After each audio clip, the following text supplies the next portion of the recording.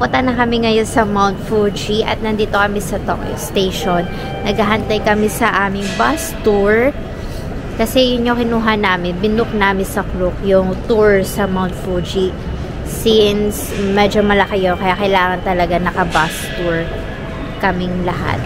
Ito yung Tokyo, loob ng Tokyo Station, guys. Sobrang ganda. Very, parang Asian Europe type yung look niya. Yan. Oh, taas niya. Wow!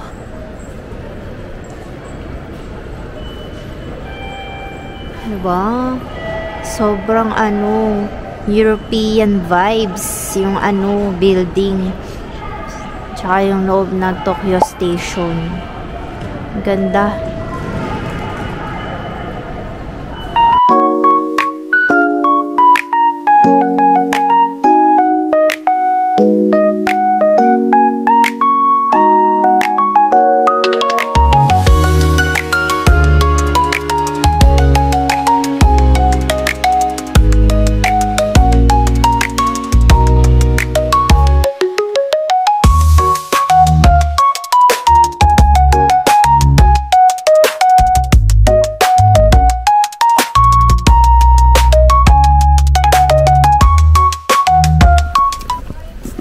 Dito na kami sa aming first station.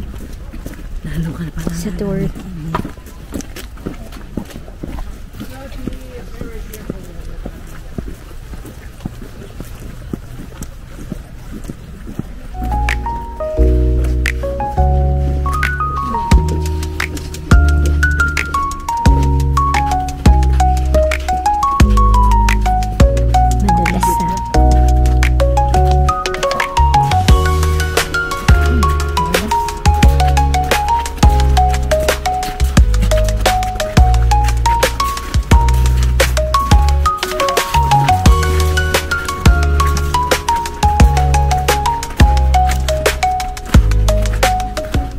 Drops of water. You can see a lot of palm. That's one of the palm. That's one of the palm. And the most famous one in the middle. And second reason is because, you know, climbing the Mount Fuji in that direction. Mount Fuji that direction. Climbing the Mount Fuji is very difficult thing. Nowadays we climb it maybe for sightseeing, but in Asian Japan it's a part of pilgrims. People actually climb it every day. It's not just in summertime. It will be very dangerous, and a lot of people kill themselves by doing that. So it's a hard job. So before they climb the mountain, they need to prepare themselves, and mentally and physically, right? Because they don't know if they can survive it or not. So what they actually do is they clean themselves at this pond or this place. I mean, take a shower, right? Take a shower. That's why you can see on the board.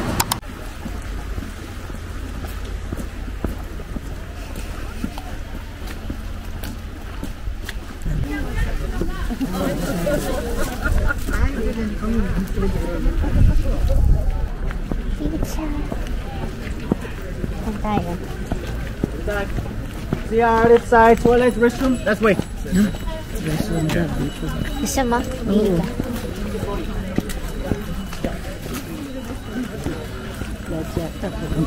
Sarap yun. Tikman natin kahit pa isa-isa lang. Ice cream.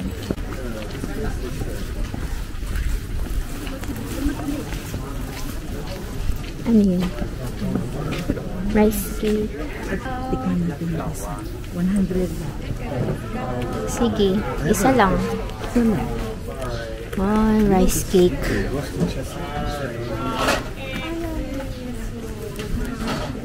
Mugwort. Mugwort dumpling.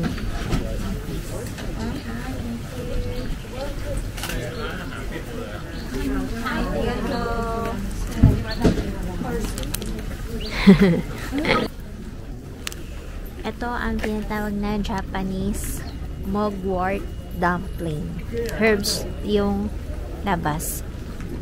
Ito, ewan ko kung ano to. Parang beans. Muusok pa, mainit. Harap yung gitna. Wala na yata dyan, Nick. Puro ano na lang yan, figurine.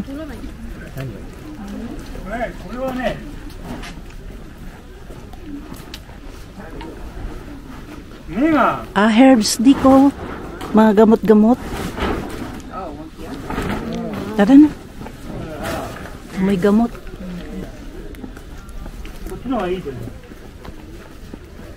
Naka-figurine.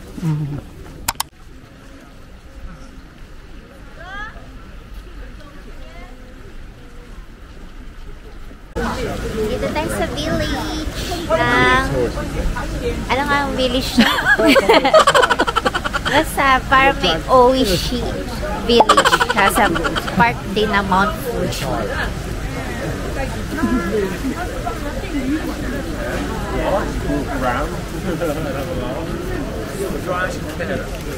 Oh, tingnan mo ba, may mga ano din dito.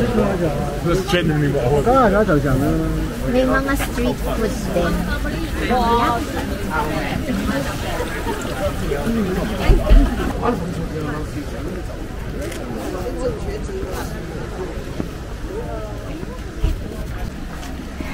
Lamig dito. Ang ganda ng village nila. Typical na old Japanese village.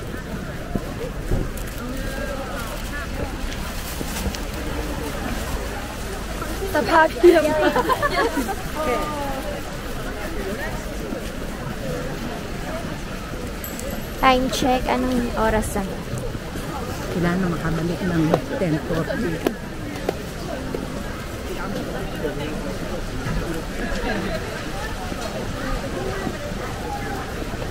Nakain na kami dito sa isang restaurant sa Mount Fuji. At kakainin namin is Wagyu. Wow, Wagyu. Kasi ang soup dito.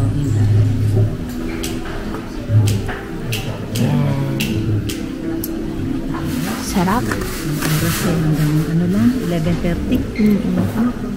Ay.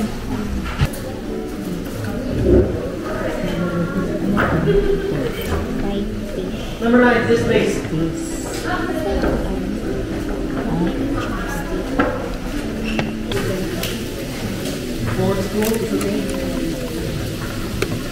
Parang sandok eh.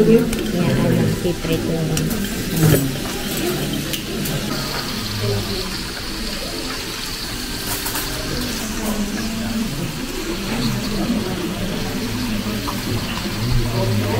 Tofu ba yan? Oo. Ay, sorry. Sige?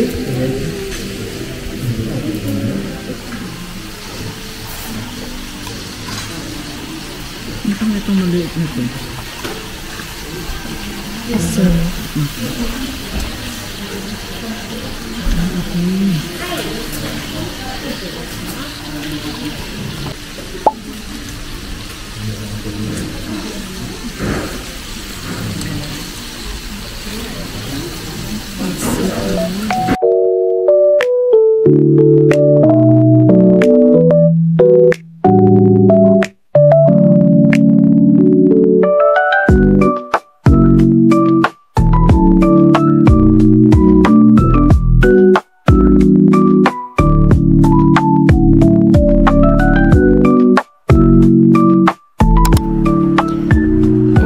Mag-i-stairs na kami papuntang shrine.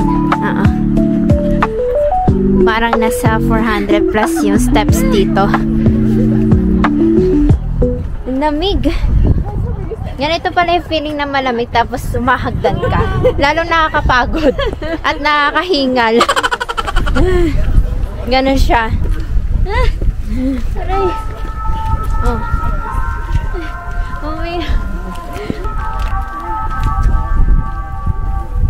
Yung shrine yan.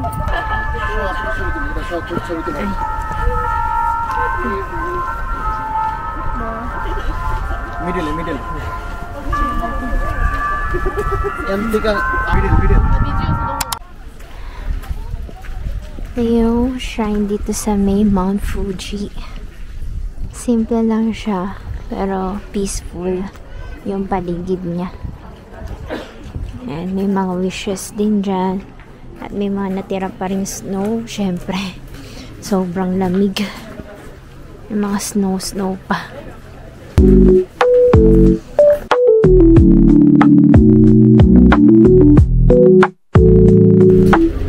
bumaba na kami sa aming pang ilang station na natin to, man? Hindi ko na mabilang. Parang pang 4th station na namin to sa tour namin. At nandito kami sa parang lake nila. Kasi makikita yung Mount Fuji, kaya lang medyo, ano siya, ma-fog. Tingnan nyo to. Kalahati lang. Yan o. Kalahati lang siya. Yung pinakatuktok mo. Lapit pa tayo. Para kitang-kita natin. Yan o. Sayang, ayaw magpakita no Mount Fuji. Kalahati lang siya. Wala yung tuktok. Pero ang ganda nung kasi nasa lake.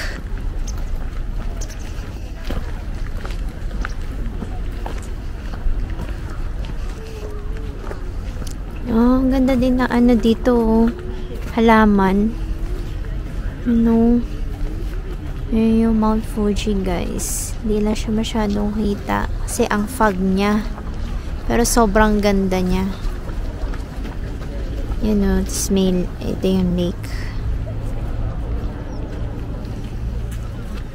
Pwede pala tayo pumunta dun, para malapit. Wow. Ayan o. Magpakita ko na Mount Fuji.